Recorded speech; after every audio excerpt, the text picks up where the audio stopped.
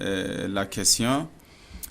Et il faut reconnaître que depuis les indépendances, nous sommes régis, les institutions judiciaires que nous avons, ce sont les institutions judiciaires qui sont calquées ou, si vous voulez, qui sont inspirées du système romano-germanique.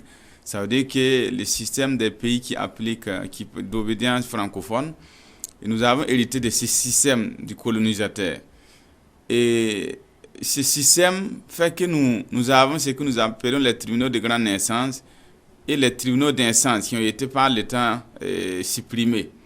Donc, ce sont les tribunaux de grande instance qui sont les juridictions de droit commun actuellement. Ils sont une vingtaine sur l'ensemble du territoire national. Donc, mais quand on regarde la répartition géographique, vous prenez une province ou deux provinces qui sont couvertes par un seul tribunal de grande instance, les populations doivent, non seulement aller donc à une grande distance, mais il faut reconnaître que les procédures judiciaires telles que nous les avons donc héritées du colonisateur là, ce sont des procédures qui ne s'accommodent pas avec nos réalités donc sociales, culturelles ou traditionnelles. Vous pouvez aller donc introduire une demande en justice pour une affaire donnée, vous allez courir derrière la justice là pendant une année, 2 ans, peut-être même 3 ans. Et souvent, les résultats qui va ressortir de cette procédure-là, juridiquement, ça peut être un bon résultat juridiquement. Mais sur le plan social, là, ça peut ne pas être donc un bon résultat. Comme on aime le dire, un mauvais arrangement vaut mieux qu'un bon procès. Donc, qu'est-ce que les autorités ont fait? Ils ont estimé qu'il fallait rendre les choses endogènes. Aux côtés des mécanismes classiques, là, on va créer un autre mécanisme qui va s'inspirer de nos us et coutumes, de nos traditions, de nos pratiques, là. Selon nos pratiques, comment on résolvait nos problèmes, comment on résolvait nos différends. Et avec pour cette fois l'avantage que ça va emporter l'adhésion des acteurs par rapport à ce qui se passe devant le système classique.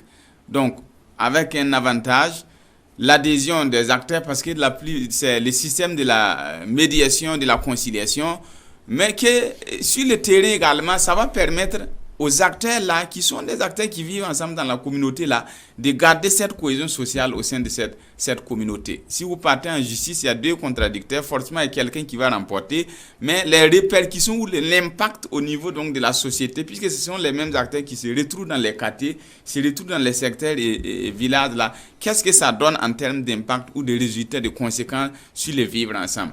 Donc c'est tout ça qui a amené les autorités à avoir cette réflexion-là. Rapprocher la justice des justiciables, également permettre qu'on ait des décisions judiciaires qui rencontrent l'assentiment des acteurs-là, avec pour avantage que ça va renforcer davantage et préserver la cohésion sociale.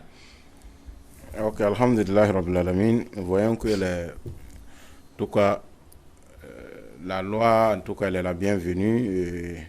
En tout cas, entendre le motif, ce qui a motivé l'adoption de cette loi. Maintenant, qui sont les acteurs? Pouvez-vous nous éclairer un peu sur les acteurs qui sont amenés à appliquer cette loi? Bismillah ar-Rahman ar-Rahim. Et par rapport aux acteurs d'animation de ces mécanismes, des instances traditionnelles réglementaires différents qu'on appelle Faso Boukaoré. Faso Boukaoré, c'est une dénomination générale qui est prévue par la loi. Mais en fonction des localités, là, chaque localité a sa dénomination particulière qu'elle peut donc attribuer à cette instance-là. Donc en fonction des localités, on aura des noms différemment qui cadrent avec donc, les langues locales ou la réalité donc, de cette localité. Même quand vous regardez dans les pays qui appliquent ce système-là, il y a certains pays de l'Afrique de l'Est qui appliquent ce système. Ils ont dévolu la compétence là aux chefs traditionnels. Voilà, c'est exactement donc la même chose ici. Les acteurs qui doivent animer ces instances traditionnelles de règlement des litiges là, ce sont essentiellement les chefs traditionnels ou coutumiers.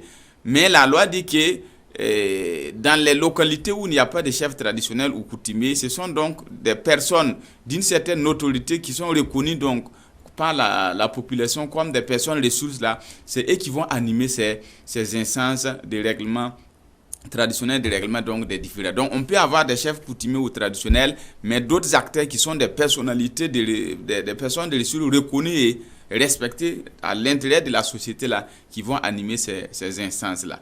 Donc ça c'est du point de vue donc des acteurs. Et ce qu'il faut reconnaître, ces instances-là sont créées au niveau des secteurs des villes. Quand vous prenez une ville, c'est au niveau dans chaque secteur-là, on aura donc une instance de règlement de ces différends-là. Au niveau des villages également, dans chaque village, on aura une instance de règlement de ces différends-là.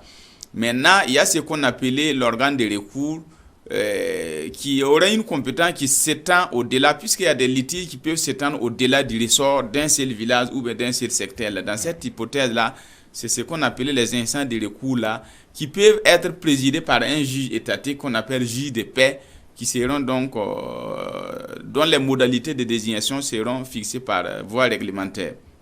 Donc voici un peu ce que je peux dire concernant ces actes. Donc on retient c'est les chefs coutumiers ou traditionnels, mais il y a d'autres acteurs également en fonction des localités. Ok, alhamdulillah rabbil alamin. Merci pour ces précisions. Mais est-ce qu'il n'y a pas quand même le risque que l'objectif poursuivi ne soit pas atteint, dans la mesure où nous savons par exemple que dans les grandes villes telles que Ouagadougou et Bobo, nous avons dans les secteurs, il peut y avoir plusieurs chefs, lequel sera habilité à décider. En plus de ça, nous savons que la politique a eu quand même je ne dirais pas diviser, mais en tout cas impacté plus ou moins négativement sur notre quotidien, de telle sorte que les chefs coutumiers étaient dans la politique.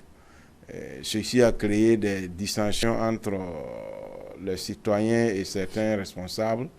Est-ce que moi, par exemple, qui était, je ne sais pas, d'un parti différent du chef et que pendant au moment de la politique, la démocratie entre griffes, on se tiraillait sur le terrain politique, est-ce que je serais apte à accepter une décision qu'il va prendre, qui m'oppose à un autre citoyen? Est-ce que, voilà, vous ne trouvez pas que ça aussi, ça peut porter atteinte un peu à l'objectif qui a recherché? Alhamdulillah rabbil alamin. Ce qu'il faut reconnaître, un principe fondamental qui régit le fonctionnement de ces instances-là, c'est la saisine facultative. Ça veut dire que la saisine de ces instances-là est facultative. Ça, c'est un premier aspect. Deuxième aspect, lorsque l'instance, par exemple, est saisie par X, qui attrait Y devant l'instance là, lorsque l'instance veut procéder, l'instance doit s'assurer que Y qui est attrait là, voilà, consent à être donc à ce que la procédure là soit conduite par l'instance. Donc l'un dans l'autre, c'est le consensualisme, c'est la volonté des parties qui en réalité saisit les instances. Ça veut dire de commun accord, vous pouvez décider ensemble d'aller vers l'instance là. Mais si c'est une personne qui prend l'initiative, il faut que celui qui est attrait là accepte qu'il veut se soumettre donc à la procédure de l'instance. Donc c'est ça, en réalité, on pense que ça a l'avantage que les gens acceptent volontairement. Il n'y a pas donc de contestation par rapport à la procédure. Et deuxième élément, la procédure, c'est essentiellement la médiation et la conciliation. Donc en réalité, on essaie de rapprocher les points de vue, de sorte que la question de l'impartialité, de la neutralité, là, bon, c'est une question qui est plus ou moins résolue. Parce que tout simplement, on veut vous concilier, on amène donc des arguments, un certain nombre d'éléments qui tendent à rapprocher les points de vue pour qu'en réalité, en fin de compte, vous puissiez vous entendre.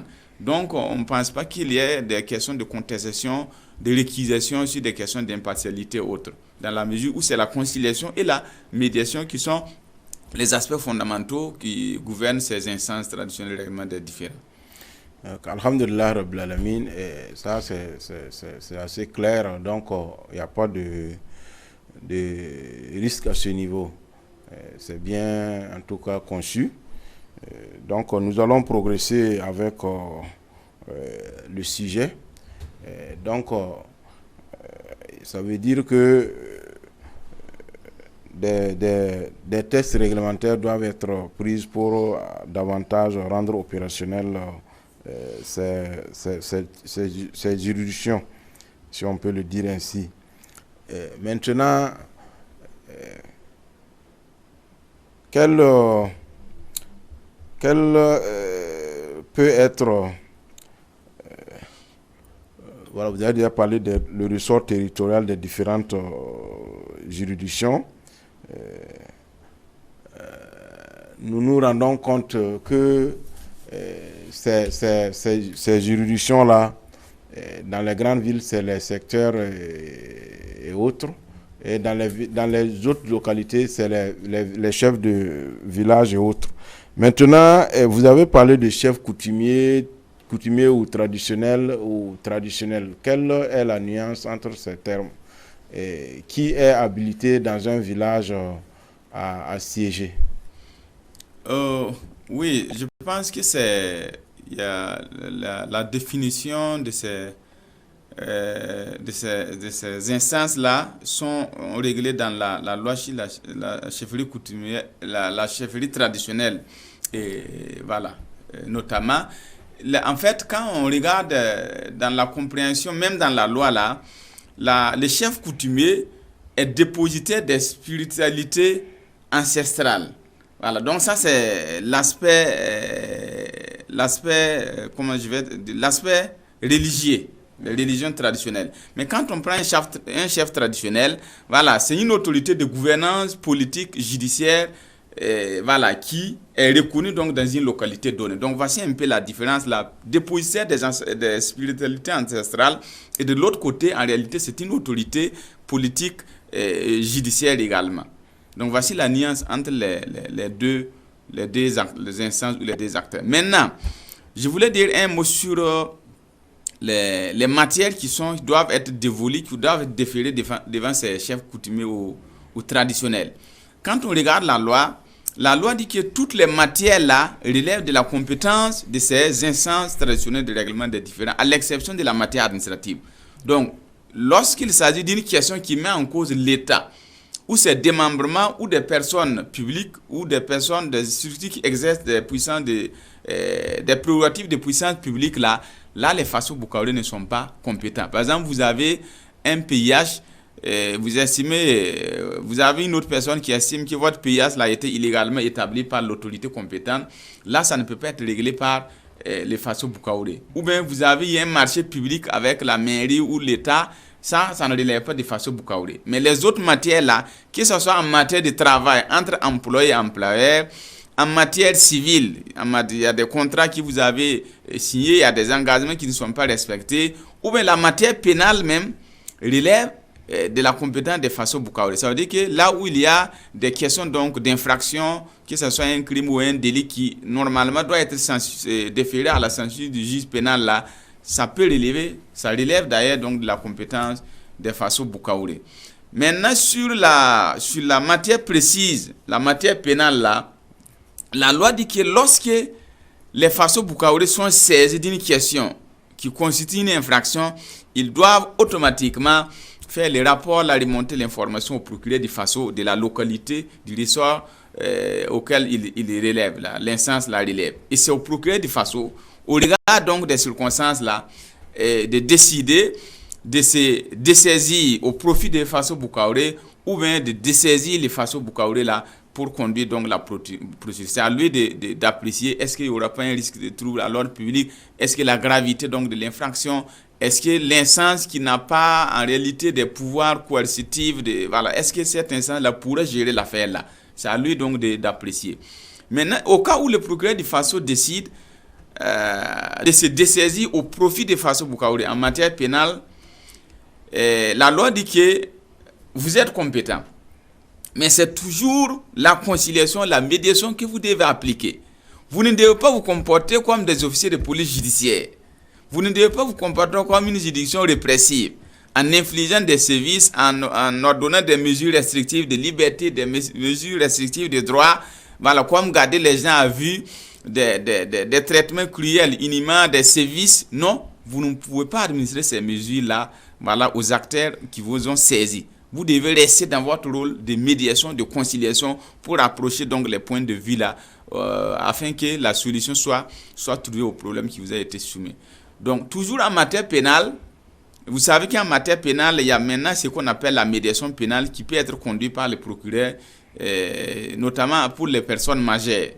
Dans cette hypothèse-là, le procureur du Faso peut d'initiative recourir au Faso Boukaouré là, dans le cadre de la conduite de la médiation pénale pour que il puisse gérer cette question.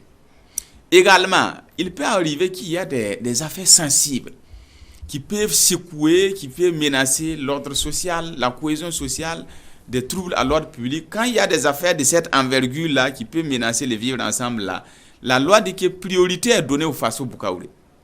Même si le juge étatique est saisi, au regard de la sensibilité des troubles à l'ordre public ou de la menace même sur le vivre ensemble-là, le juge étatique est saisi au profit de Faso Boukaouré. Si Faso Boukaouré arrive à conduire la procédure, tant mieux. Si elle n'arrive pas donc à conduire la procédure, là, la juridiction répressive va se saisir à nouveau pour reprendre les choses donc en main. Donc, ça c'est ce qui, en ce qui concerne la compétence matérielle de Faso Boukaouré. Je voulais faire donc un éclaircissement sur cette compétence matérielle. Ok, merci beaucoup pour ces détails. Pouvez-vous nous éclairer davantage sur comment ces personnes qui sont amenées à animer ces juridictions de Faso Boukaouré seront en fait prises en charge? Est-ce qu'il y a une prise en charge? En plus de ça, au regard des compétences étendues, surtout en matière de compétences d'attribution, ne croyez-vous pas que ça va être pratiquement difficile de pouvoir en tout cas résoudre, d'être efficace? Voilà. Alhamdulillah. C'est vrai que comme je l'avais souligné, c'est vraiment en matière de compétences d'attribution, c'est une compétence générale à l'exception vraiment donc de la matière administrative. Donc c'est vraiment un gros travail qui leur est donné. Et c'est ce qui fait, il y a certaines questions qui sont, certaines matières qui sont des matières difficiles. Voilà, quand vous prenez le droit du travail, voilà, le droit commercial, toujours est-il que c'est des matières qui sont un peu plus ou moins donc imperméables, mais c'est comme je l'ai dit, comme le principe fondamental qui gouverne là, c'est la conciliation et la médiation là. Ça veut dire que même les parties même peuvent s'accorder sur les points, voilà, d'accord autour de leurs litiges là, et que l'instance là, c'est comme si l'instance homologuait. Rien n'interdit à ce que, voilà, les parties puissent agir de cette sorte-là. Maintenant, sur la désignation, c'est ça, sur la désignation. Non, la prise en charge. Oui, la prise en charge. En réalité, c'est ce qu'on appelle le pro bono, c'est du bénévolat. Voilà, la loi dit que les acteurs qui animent Faso Boukaouré ne sont pas rémunérés. Maintenant, c'est sûr qu'il y aura des charges donc de fonctionnement, parce que quand vous regardez la loi, là, il y a des registres qui doivent être tenus. Les registres doivent être cotés par les présidents des tribunaux de grande instance. Il y a également d'autres frais.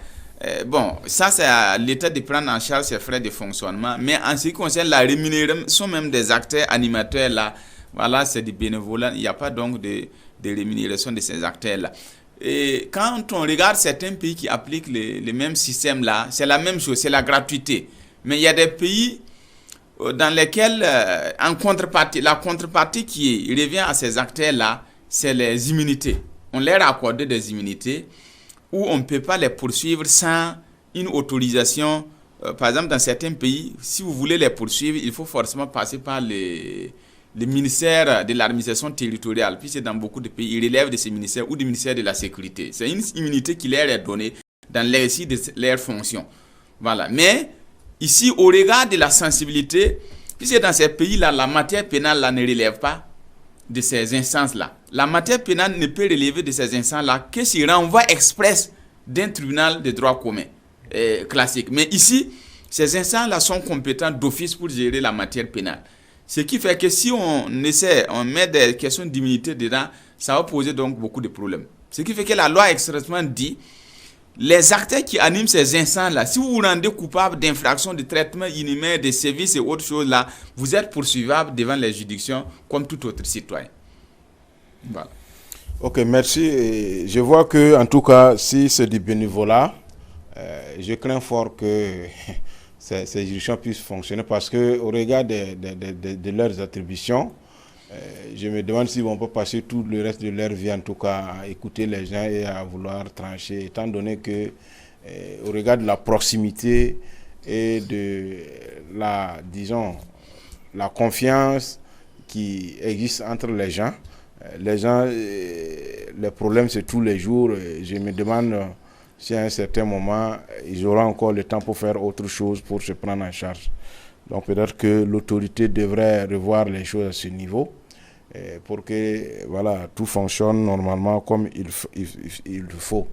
Ceci dit, est-ce que une décision rendue devenue, disons, si on peut le dire abusivement, devenue définitive au niveau des institutions de Faso Boukaoré peut encore se retrouver devant le juge, voilà, le juge étatique.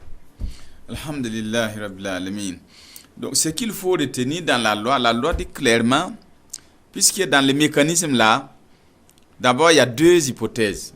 Lorsque la procédure est conduite par Faso Boukaoré, la première hypothèse là, la conciliation ou la médiation va réussir. Dans cette hypothèse, il y a un procès verbal qui est établi pour dire que les parties, voilà, ils sont arrivés à les concilier, signé par les acteurs qui animent les Faso Boukaoré et les parties. Donc le procès verbal est signé parce qu'ils se sont entendus et l'affaire est close.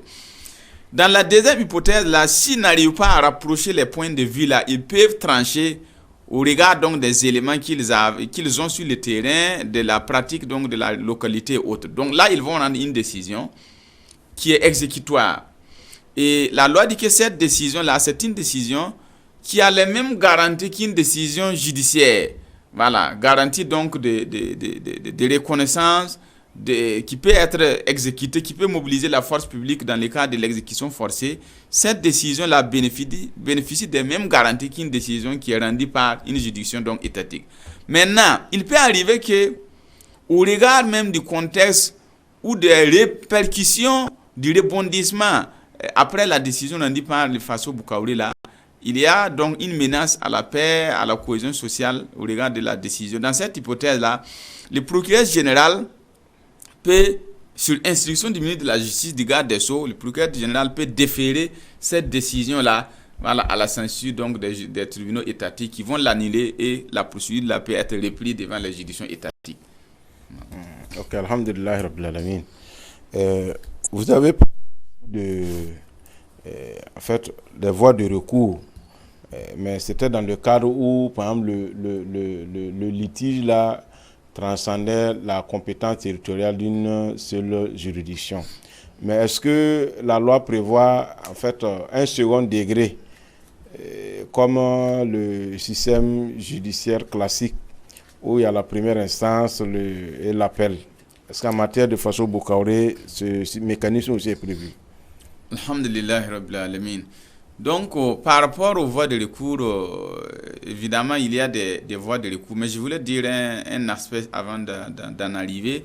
D'abord, les modes d'administration de la preuve. On dit que la preuve se fait conformément aux us et aux coutumes.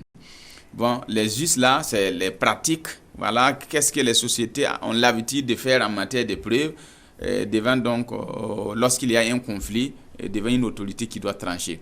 Deuxième élément, devant Faso Boukaoré, toute personne peut se faire assister par la personne qui l'aurait choisi librement. Ça veut dire ça peut être un avocat, ça peut être une personne ordinaire qui choisit donc de l'assister parce que la personne est mieux habilitée ou mieux outillée pour parler ou bien pour l'aider à exposer mieux sa défense. Maintenant, venant aux voies de recours, effectivement, il y a ce qu'on appelle l'instance de recours et ça va dépendre de la pratique de la localité. Si dans la pratique de cette localité-là, habituellement dans la gestion de leurs différends là, ils connaissent ce qu'on appelait donc les voies de recours là. Dans cette hypothèse-là, cette instance-là est instituée dans cette localité. Si par exemple dans vos pratiques habituelles, lorsqu'il y a un différend, vous partez d'abord devant le chef de terre. Si le chef de terre n'arrive pas à résoudre ou si vous n'êtes pas content de la décision du chef de terre là, vous partez donc devant les chefs de village ou les chefs de quoi. Voilà. S'il y a ces mécanismes déjà qui sont appliqués dans la localité, effectivement, la loi prévoit la possibilité de créer l'instance de recours là dans ce genre donc de situations. Ok, alhamdulillah Rabbil Alamin. Je pense que le temps qui nous était en tout cas imparti tire à sa fin. Nous vous remercions pour ce passage. J'estime et j'espère que les téléspectateurs et les auditeurs également ont pu tirer profit de cet entretien, de cette nouvelle juridiction qui va faire son expérience, qui en tout cas de prime abord devrait soulager en tout cas les citoyens burkinabés.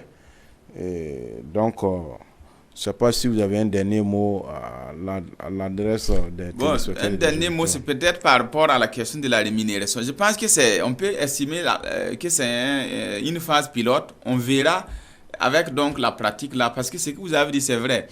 Dans les pays qui expérimentent ça, vous pouvez voir une juridiction traditionnelle qui siège de 8h jusqu'à 18h. Voilà, si ça devient comme ça et que tout leur temps sera consacré à ce travail-là, là peut-être il faut revoir voilà, comment les choses vont fonctionner. Merci bien. Alhamdulillah Rabbil Alamin, nous prions Allah subhanahu wa ta'ala de vous récompenser, d'augmenter votre savoir, vous accorder une longue vie. Et nous remercions également les téléspectateurs, les auditeurs qui ont consacré le peu de leur temps pour nous suivre. Et on se donne rendez-vous, Inch'Allah, à la prochaine fois. Sur ce, assalamu alaikum wa rahmatullahi wa barakatuh.